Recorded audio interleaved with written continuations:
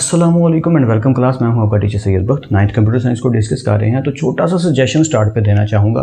Description box में link add है playlist का, 9th computer science full book, 9th mathematics full book. जो lectures आते जाएंगे ऐड होते जाएंगे, तो बेटर है आप उसे फॉलो करें ताकि आपको सारे लेक्चर्स ईजीली हर टॉपिक के साथ मिले, क्योंकि मैं सारे टॉपिक्स को कवर कर रहा हूँ स्मॉल वीडियोज़ के साथ, और कभी कभी पूरे का पूरा लेक्चर इकट्ठा भी बना देता हूँ। तो मैं नहीं चाहता कि आपको कोई टॉपिक मिस हो, और आप प्लेलिस्ट फॉलो करेंगे तो बेशक आपका जो टॉपिक देखने को दिल करे वही देखें, लेकिन प्लेलिस्ट को फॉलो करते हुए बेनिफिट ये होगा कि सीक्वेंस में लेक्चर मिल जाएंगे।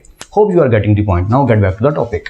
आज का जो हमारा वॉन न्यूमन भाई साहब चल रहे हैं, उसका जो सब टॉपिक होता है ये लास्ट सब टॉपिक। लास्ट सब टॉपिक में हम बात क्या करेंगे कि वॉन न्यूमन के जो स्ट्रक्चर आर्किटेक्चर है उसमें एडवांटेजेस क्या हैं और डिसएडवांटेजेस क्या हैं। जैसे मैंने पिछले लेक्चर में बात की थी कि सिंगल मेमोरी के बारे में एक ख़तरा है, जो बात हम बाद में करेंगे, वो बात अब हम करने लगे हैं। Advantages and disadvantages. देखिए एडवांटेजेस, पहला एडवांटेज क्या है, सिंप्लीफाइड डिज़ाइन। जब भी बात सिंप्लीफाइड वर्ड की आती है ना, तो उसका मतलब क्या होता है। इसका सबसे आसान आंसर है हमारी वालदा का किचन का वो बॉक्स जहाँ पर सारे मिसाले इकट्ठे रखे हुए हैं। इससे अच्छे एग्जाम्पल मेरे माइंड में भी कोई आ नहीं रही। जहाँ पे अगर हम गौर करें तो पुराने दौर में क्या होता था कि बड़े बड़े डब्बों में अलग अलग चीज़ें, हल्दी, नमक, मिर्च, चीनी, या जितने भी मसाले कूट के रखे होते थे वो सारे, सूखा धनिया, गरम मसाला वगैरह वगैरह, वो सब, काली मिर्च वगैरह, ये सब डिफरेंट रखे होते थे।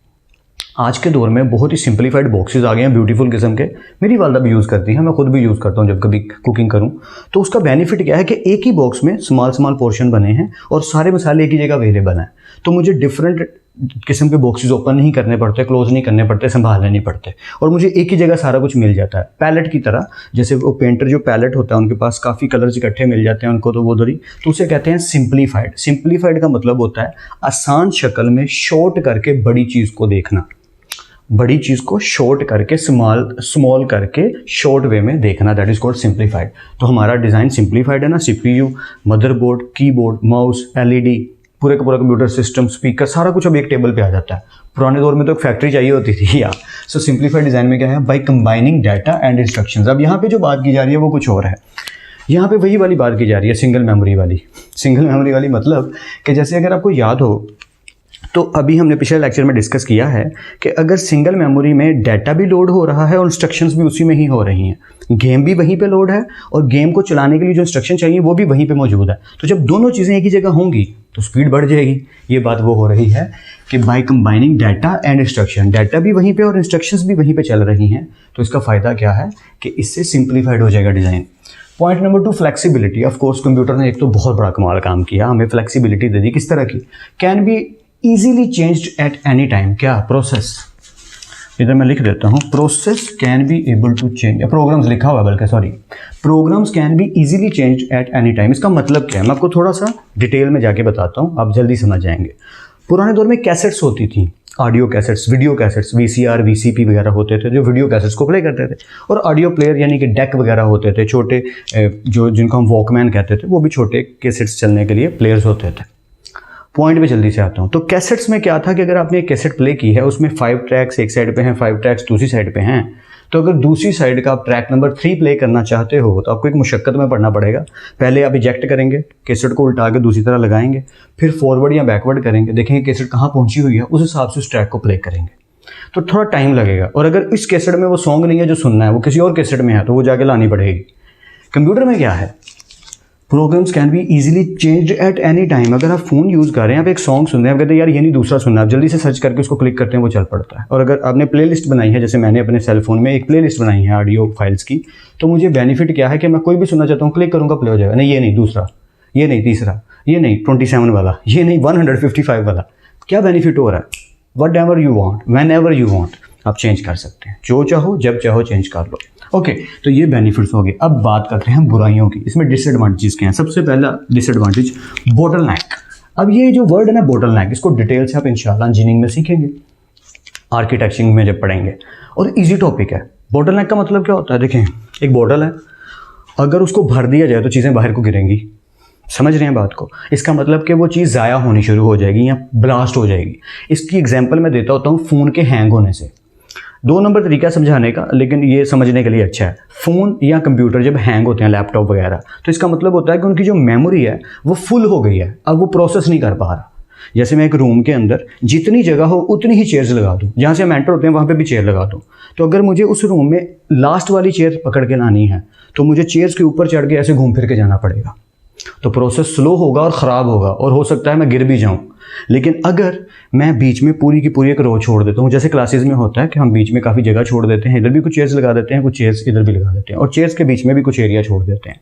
तो अगर मैं इतना एरिया खाली छोड़ता हूँ तो प्रोसेस करना ईजी है। वही हर रैम और मेमोरी का कि अगर हम डाटा इतना भर देंगे कि वो एंड तक भर जाएगा तो उसे हम कहेंगे ये क्या है, बोटलनेक। यहाँ लिखा भी है व्हेन सिंगल मेमोरी लिमिट्स। अगर मेमोरी हम सिंगल यूज़ कर रहे हैं तो उसकी लिमिट होगी। आजकल तो ऐसा नहीं होता, आजकल तो बहुत एवोल्यूट हो चुका है, बहुत सारी मेमोरीज यूज़ होती हैं। शॉर्ट में बात यह है कि अगर मेमोरी की लिमिट थोड़ी है, जैसे 1 GB रैम है किसी के फ़ोन में और वो PUBG गेम खेलना चाहता है, तो वो बोटलनेक हो जाएगी। तो गेम जो है वो बहुत रुक रुक के चलने लगेगी और अचानक से हो सकता है फ़ोन हैंग भी हो जाए। पुराने दौर में तो होता भी था या ओके। दूसरा रिस्क क्या है या दूसरी बुराई क्या है, वो है security risk. Same area of storage. यहाँ पर मैं आपको एक किस्सा सुनाना चाहूँगा छोटा सा, ताकि आपको नॉलेज आए। मैं और मेरे भाई साहब एक दफ़ा डिस्कशन कर रहे थे ऑफिस में कि मैंने उनको कहा कंप्यूटर में ना सारा डाटा अपना सेव कर लो और उसका सारा डाटा बैकअप बना के ना कहीं सेव कर लो। कुछ दिनों बाद मैंने उनसे कहा कि भाईजान आपने सारे का सारा डाटा कहाँ सेव किया? नहीं मैंने एक हार्ड एक्सटर्नल ख़रीदी है, उसमें सारा डाटा सेव करके मैंने रख दिया। मैंने कहा कहाँ रखा है? वो से सुनिएगा। तो उन्होंने कहा जो कंप्यूटर टेबल पर मैं काम करता हूँ ना उसी के ड्रॉर में। तो मैंने उनको वहाँ गाइड किया कि जब भी डाटा का बैकअप लो या डाटा सेव करो, कभी भी एक जगह पे नहीं रखना, अपना डाटा हमेशा डिफरेंट लोकेशंस पे रखना है। क्यों भाई? क्योंकि अगर आपके कंप्यूटर में डाटा है, वही टेबल के अंदर एक दराज है, उसके अंदर एक्सटर्नल हार्ड डिस्क पड़ी है। ज़रा इमेजिन कीजिए, खुदा कभी ना करे आग लग गई कहीं भी, तो क्या होगा? वो टेबल भी चलेगी, वो कंप्यूटर भी अगर चलेगा तो साथ ही हार्ड वहीं पड़ी है, दूसरी एक्सटर्नल हार्ड डिस्क वो भी जल जाएगी। लेकिन अगर डिफरेंट लोकेशंस पे डाटा पड़ा है तो डाटा सेव रहेगा। खुदा ना करे एक जगह से डाटा डिलीट हो जाता है तो उसका बैकअप दूसरी जगह पड़ा है। लेकिन अगर आपने एक ही जगह बैकअप भी बना के रख दिया तो वो जब डूबेंगे तो तुम्हें भी लेके डूबेंगे सनम, वो भी गया और वो भी गया। समझ रहे हैं बात को? तो इसमें रिस्क ये है कि सेम एरिया ऑफ स्टोरेज है। अगर एक जगह पे वायरस आता है तो सारी जगहों पे वायरस आ जाएगा। अगर एक जगह पे कोई वायलेशन होती है डाटा की तो सारी जगह पे वायलेशन होगी। थ्रेट एक जगह आया पूरे कंप्यूटर में फैल गया। इसलिए हमारा जो डाटा है वो हमेशा डिफरेंट एरियाज ऑफ लोकेशन में होना चाहिए। स्टोरेज डिफरेंट किस्म के होने चाहिए। अगर एक हार्ड डिस्क लगी है तो पॉसिबिलिटी है कि उसमें एरर आता है तो बाकी हार्ड डिस्क भी उससे ख़राब हो सकती हैं। लेकिन मकसद पता क्या बताने का, बाकी हार्ड ख़राब नहीं भी हो सकती, ये भी हो सकता है। लेकिन अगर एक ही हार्ड लगी है और उसी में वायरस आ गया तो उसके तो बहुत ज़्यादा ब्राइट चांसेस हैं ख़राब होने के। तो आई थिंक सो आप बात को समझ पा रहे हैं कि single area location of memory ये सिक्योरिटी रिस्क को क्या कर देता है, बढ़ा देता है। होपफुली आपको कुछ ना कुछ समझ ज़रूर आ गया होगा। अगर कहीं डाउट हो तो वीडियो को पीछे करके आप देख सकते हो। इसकी एग्जांपल ये भी हो सकती है कि आपकी फैमिली की फ़ोटोज़ हैं, क्योंकि बाकी सारी चीज़ें डाउनलोड की जा सकती हैं, मूवीज़ हैं, सॉन्ग्स हैं, कुरान पाक है, what ever it will be, Islamic lectures हैं, उन्हें डाउनलोड किया जा सकता है, डिलीट किया जा सकता है। लेकिन आपकी जो फैमिली फ़ोटोज़ हैं, पर्सनल फ़ोटोज़, आप उन्हें अगर किसी USB में सेव करके किसी अपनी कबड़ में रख लेते हैं तो खुदा ना करे आपके कंप्यूटर लैपटॉप में अगर कभी वायरस आ जाता है या विंडो ख़राब हो जाती है या हार्ड डिस्क ही ख़राब हो जाती है या लैपटॉप टूट जाता है, कुछ भी हो जाता है, तो आपकी USB में डाटा सेव है। ये बस बताना चाह रहा हूँ कि डाटा को एक जगह कभी नहीं होना चाहिए, ये मेरी राय है। और यहाँ पे वॉन नेमोन की सिक्योरिटी रिस्क में इशू क्या आ रहा है कि वो एक ही मेमोरी यूज़ करता था, उसका आर्किटेक्चर, लेकिन फिर दिन ब दिन क्या होता जा रहा है, उसका आर्किटेक्चर अब जो बताया जाता है वो है कि उसने ऐसा आइडिया दिया कि उसकी एवोल्यूशन दिन ब दिन बढ़ती जा रही है। एवोल्यूशन का मतलब होता है चीज़ों का चेंज हो के ग्रो करना, बेहतर होता चला जाना। तो ऑफ कोर्स उसके आर्किटेक्चर से ही कंप्यूटर ग्रो करता करता यहाँ तक पहुँचा और इंशाल्लाह और आगे बढ़ता चला जाएगा। होपफुली आपको लेक्चर समझ आ गए होंगे। कहीं भी कोई डाउट हो तो वीडियो को पीछे करके भी देख सकते हैं और अपनी राय तो ज़रूर दे सकते हैं कमेंट सेक्शन में। फिर मिलते हैं नेक्स्ट लेक्चर में। तब तक अपना और अपने घर वालों का बहुत ख्याल रखिएगा। खुदा आप सबको बेहद खुश रखे, बहुत कामयाब करे। खूब मेहनत करते रहिए लेकिन स्मार्ट वर्क के साथ। अल्लाह हाफिज़ क्लास।